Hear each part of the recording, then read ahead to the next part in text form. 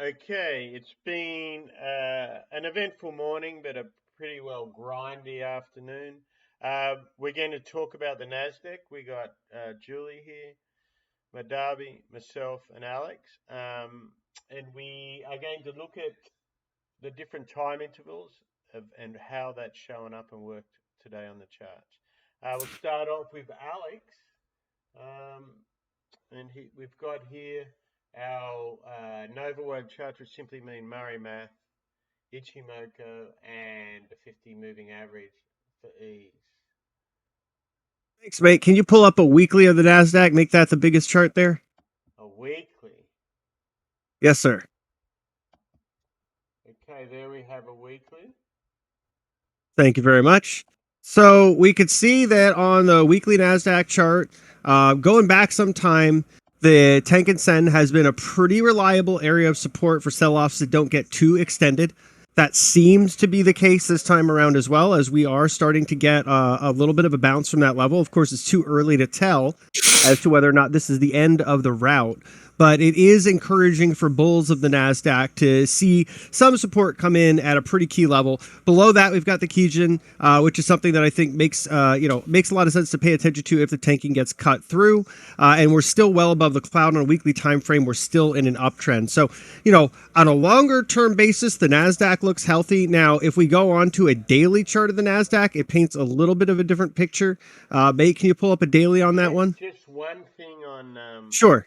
on the weekly here. So if you look at this trend, which is from uh, way back here, March 2 years ago. So basically, look at this run here. So we've crossed, other than each major boost has actually come from a failure of the Tenkan and come down to the Cajun. So we want to be alert to that, but not every. So where it hasn't, has only really been this situation, right? Or when it cleanly broke. So that can happen, but you want to be alert to that possibility of being alert. And when we go, this is a weekly chart, and I think we mentioned earlier, but this is exactly what the S&P did. It also, Yes. so everyone says they're different, but they're not as different as you think. Okay, let's go to daily. In fact, what may be easier for a daily is I just put it in here. And so that's the daily. And I can go Eh, back further if you want, but that's where we are right now.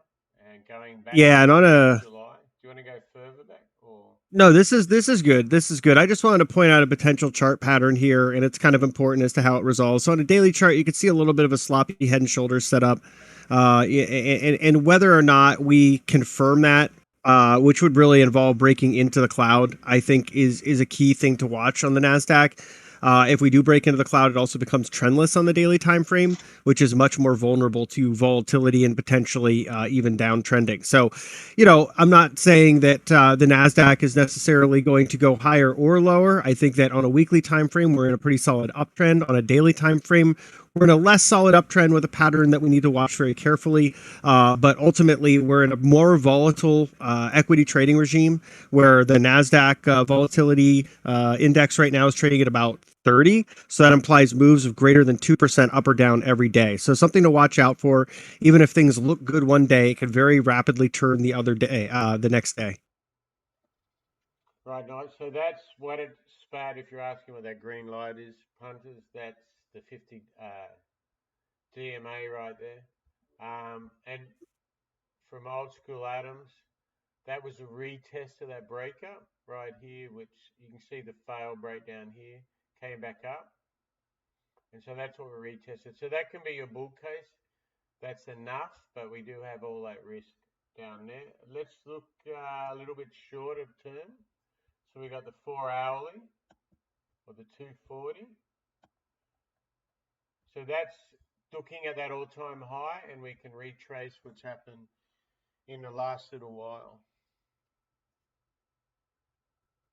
Alex, anything you Yeah. want to add there to your longer term? Well, I think for people that are looking to invest in this market, it makes sense to look for a confirmation of a reversal before deploying too much capital. Right now, it's probably best to be nimble as we're in this sort of higher volatility, lower liquidity regime through the end of the year. We've got quad witching coming up next week on Friday. We also have the Fed decision and volatility product expiration on Wednesday. So we do have the opening of that so-called window of weakness that week and a potential negative event catalyst if the Fed does really accelerate their taper and sound hawkish. So I think caution is warranted on these more rate sensitive stocks, some of which are NASDAQ components. A quick question for everyone, and I think I know the answer, but I'm not sure. Is Bullard still a voting member? He isn't, right? No, not till next year, I don't think. So he's just basically your man in the sand who likes to be as hawkish as possible and see what damage that does to the market. I'm sure he does it with everyone knowing, you know. Yeah. He could go off rogue. I'm not sure, but interesting. And let's have a little look at what we're seeing today. So we'll go to the hourly, and those who heard Julia earlier, this was coming in. There was a lottery. There was a break here of the gamma here on her charts, and we saw that accelerate once it got through some big gamma levels. So if you want to put that in Murray math, we replicated or a fractal. That's almost a complete fractal right there. And we've come into the hourly cloud. You can see the pull from the twist. So this was a great, if you're wanted a good scalp trade today, if you take Julie's gamma levels, that mean they were going. You had the pull up here. So you had a good little scalp trade here. Any comments or thoughts on this one, anyone? Nothing really to add there, is there? And then I want to then took short term. This is basically on today on a 5 minute, and we can let Madavi shared with us earlier this from a trading point of view.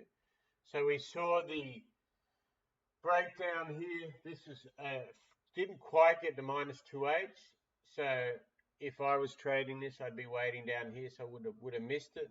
My first buy signal was when it broke back over here. Okay, this is interesting, and this was actually my buy if I was trading, which I wasn't. Johnny Hindsight did this trade, of course, but it came down and retested 1, 2, 3. And look, you don't see this very often that fast. It's a 5 minute chart, but it hit the cheek out. And then we had the final break up through here, and this was all Julie's levels here. You can see it. So nice break and retest. Anything to add on the Nasdaq, Madavi, mate? Basically, it's kind of choppy. It keeps on looking like it's going to break a high, but it keeps coming down. Really, really choppy. Like I said, I'm waiting. I'm going with a momentum right now. Just trading a little bit back and forth, waiting to see if we could get a good direction. If this thing holds for the close, that's when I'll probably load up either long or short. I'm hoping there'll be one good solid move left for the day. Save my day. 15908 Madavi, then you get into a weekly PT1, and so it's like hitting a brick wall, getting into a weekly level on the Nasdaq. So kind of running out of headroom. Yeah, that's what it's looking like. It's getting weaker and weaker. It doesn't have the power it had midday. So yeah, not much room left. It's on jigging, so it's really choppy right now. I'm really well, it's a pen. Yeah, you've got a lot of institutional orders stacked there blocking that level, so they're just having to chew through it like Pac-Man. I'm kind of liking this Russell 2000 a little bit better. Mm-hmm. You know, it kind of moves a little bit more fluidly than the NQs are. Yeah. Russell just sort of stalled out on PT2, though, right before the daily high. Probably is going to back up and then pop back up, so a little drop and pop going into the daily high. I faded that high over there. Kind of hold on to it, see what it does. It was making really nice highs, but now it looks like it's lost some of its strength. So let's see if this thing weakens up. So it made a really nice moves today. I want to see if we'll get back a little bit. Talking about gamma levels, look at that 15,900. That's all those little taps. 1, 2, 3, 4, 5, 6. Is that one of your levels, Julie? Which one, please? 15,900. No, not 900. 900 is another level, but it's a weekly PT1. That's why it's stalling out. So, and the fight, you can see that's certainly holding it back. That's like 6 taps in the last hour or so. Yeah, it's a weekly level, and it's like hitting a brick wall. There's going to be a lot of institutional orders parked on that.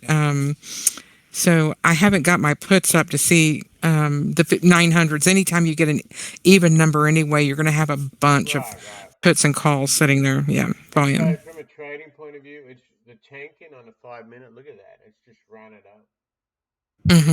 Yeah. Great moves today. Yeah, nice moves there. Do we want to? So there we have that. And we can look at the Russell if you'd like. Would you like me to put the Russell in there, Madawi? Sure. You can put it on there. Let's put it on an hourly, and we'll work backwards. So this is always where I got to work out what was that symbol again. I think it's R2. RTY. RTY. Okay. Yeah, I think it's R2000. I think maybe not. It's weird. So I use Sierra for this. Let's see if we can find it. I'm going to have to get you on Ninja Trader. 2000. So close. So there we have it. So that's the hourly. And I'll bloke that up so we can comment on it. Yes, Steve. There you go. So We made that high. And so or here, and this is today. Today it just hit the prior high. Right. Yep. Ever since we made that, it looks like it's fading a little, it's losing some strength. Yeah, let's go a little bit short term since what you guys are talking about. Yeah, short term. 5 minutes. There you go. There's 5 minutes. So that's why I've been shorted since the highs. Yeah. So that's a lot weaker than a Nasdaq. Yeah. And it's not as choppy. You don't. I mean, I know it's a 5-minute chart, but you don't see this very often. A total gap in the cloud. What worries me about this way, I don't trade the Russell futures, is it's just the liquidity. But if you like in a liquid market, it's a great one. But I'm not a big fan of it. I mean, I've traded it, but it can move like right through wherever you think your levels are with no effort at all. It trades a lot differently. It's also like if you're trading it overnight, the Russell and the Dow are the most illiquid. The Nasdaq and the S&P tend to be the most liquid. And then, that's not as big of a problem during trading hours, but it's still something to pay attention to. And the ranges can be, Sorry, Julie, you were saying? Ranges can be small unless it moves. Yeah. Yeah. So it can entrap you, sort of thing. And it's interesting, if you look at the IWM ETF has over 30% of its units shorted right now. So it's definitely a big hedging vehicle, the other leg of some people's trades. So this thing can move explosively higher, but it often happens because of reasons that don't necessarily seem bullish on the surface. Right. Crude, man. I got that signal. I don't know if y'all noticed it like an hour or so ago. I got my green bar, remember? And that was my go signal. Remember I told you? Look at what it's done. It's already up to PT3 daily. Yep. Yeah, there's a lot of that is really an oversold market, and the fundamentals don't line up. 5%, 5.45% today. It's easy. Nice. 5%. Come on, that's a good day for crude. Come on. 5% is a good day for any market. Let's go to 10 minutes. Yeah, look at that. I was trying to get one. I told you, I got the green light, baby. We've been pretty well long all day crude, so yeah. And we went through that. I want to say on the weekend with everyone. Let me go to an hourly. Yeah, it's hitting almost to 70 now, so that's probably going to be it for today on crude. It's coming into 70. So for the Murray math, why I use it is it makes you very regimented, but that spike here is a -4/8 move. So that went right at. So if you're into 2D dimensions, This is all maths. That is dramatically oversold. In fact, under some Murray math, depending what you're using, some of them aren't exactly mathematically correct on some of the charting softwares. So this would have recalculated on many. Crude just barreled through 70. Oh my God. Right. And so we just closed 8 minutes ago on crude. So you're getting, this gives you a little idea that the market got short here, probably on this level. Oh yeah. And Yeah, here, you could because we're feel it the way it after was trading. settlement. So they sold it, so they couldn't, make margins, who knows. And then they've had to buy it back in the cash open. So you can see, I think this is a level we were all talking about earlier. So it was a tank and sand, and Julie had that level there. Was it PT2 you were saying? I think this one? For crude, we've passed 3. I mean, Yeah. So at the time we were at 1 going to 2, and now I we've love, hit past 2 and gone to 3. and, Yeah. pity I don't have people like Chad in here, but we get excited when non-crude people get excited about crude because we don't have that many. And natty gas, we have like 1 month of the year. People care less about it, right? But anyway, all jokes aside, you can see Murray math perfect move.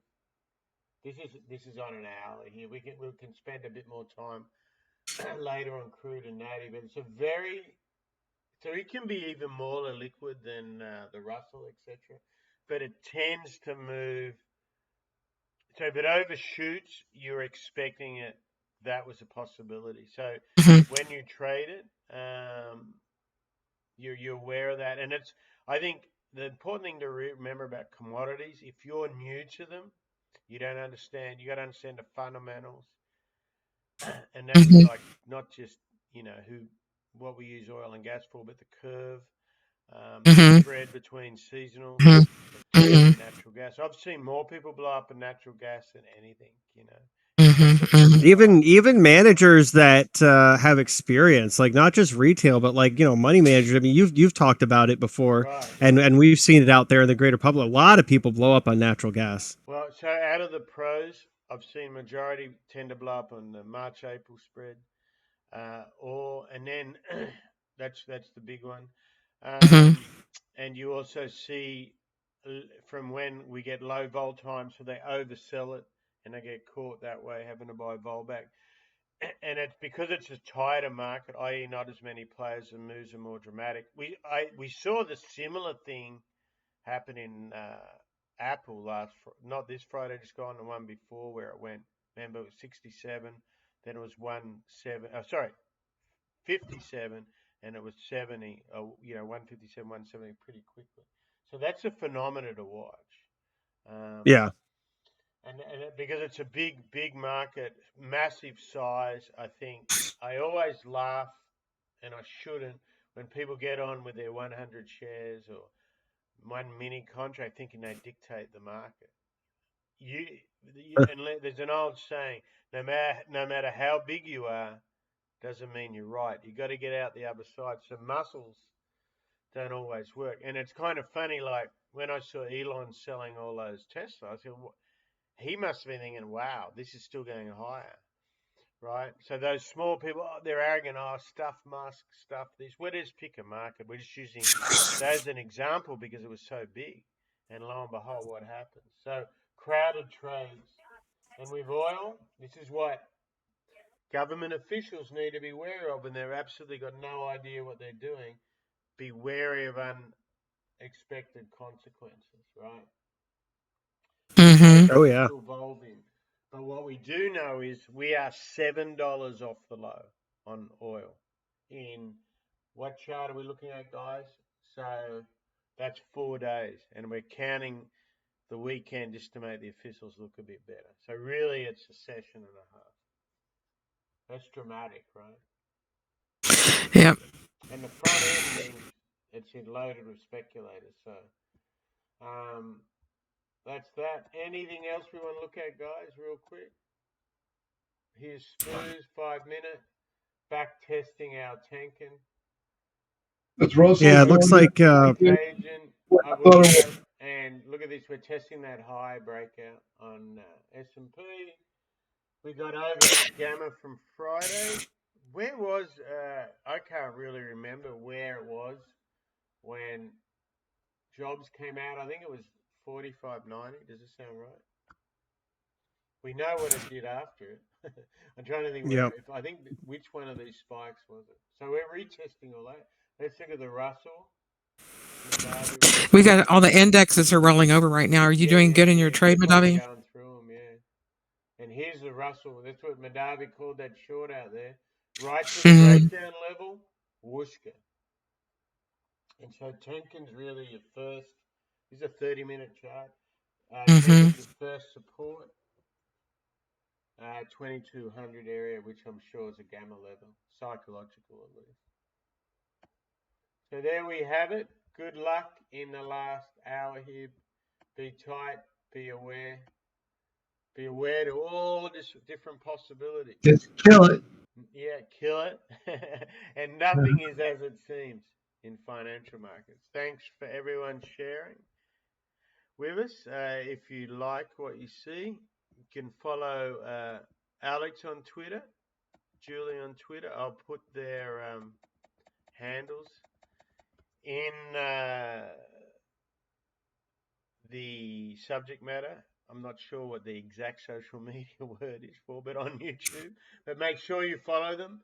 And great advice. And everyone's a little bit different here. So you'll pick out something that suits your style, what you want to learn. From the hardcore trader to the investor to the novice to the pro, or just someone that's interested. So we will see you later.